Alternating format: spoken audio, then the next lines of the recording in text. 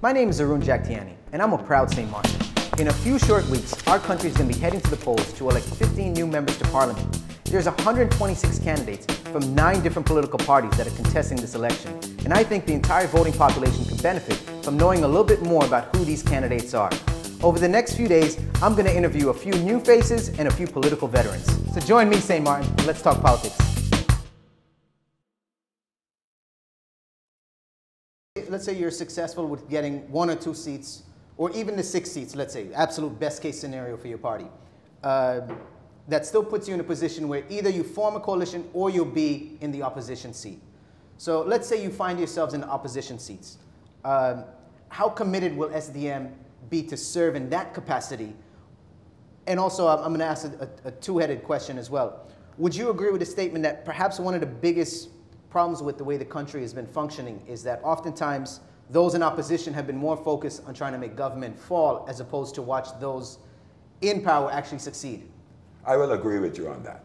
Okay. Our society and our system, as they call it, has always been, to my experience, being based on, oh, what have I done? Whether it's a plan from someone else from years ago or what hasn't he done. It's always a finger pointing and never actually getting to the people's business. We set ourselves up as being the people's choice or being the people's voice. Yes. So if we go in there, I'm looking how can I improve the people's way of living. So whatever individual comes with a good plan, I will be for that plan. That's how we set ourselves up as individuals. Of course, as a party, you do have views or where you want to set stuff, sure, and politics gets played. But initially, our views are what's good for the island is what we put forward, because even in opposition as a parliamentarian, I can propose a law. Correct. Which could be correct, accepted by everyone in Parliament and passed because it's in the interest, sure, of the island. So it's more about the movement than the party.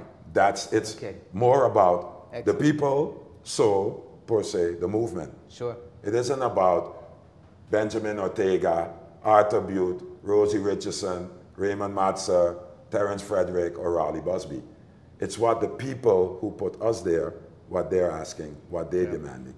You made reference to your nickname within the party as Mr. Clean.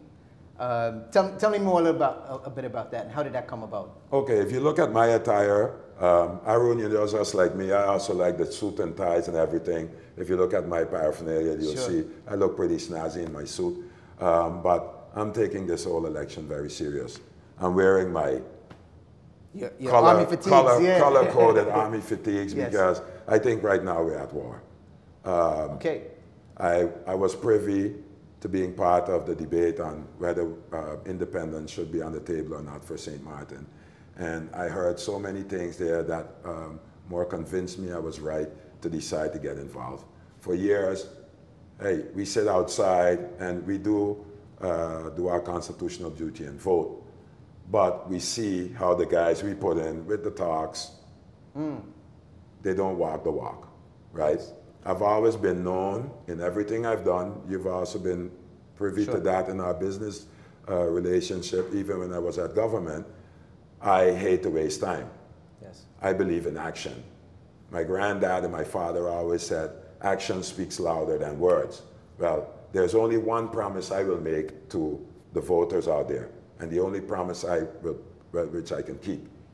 I promise you action. I promise you to stand up for your rights. I promise you to do the best of my capability with my party to protect your rights. I promise to focus more on solving the issues we have sitting. Immigration, right? The rights of, and I have to say it, Arun, because it's something, please, to my opinion, you also fall under that right now, to the indigenous St. Maartener. They ask in that debate, who's the St. Maarten is the question we often hear. That I threw at them. They said like, hey, independence, are we ready for independence? I'm like this, I believe we do have the capacity to be independent. Okay.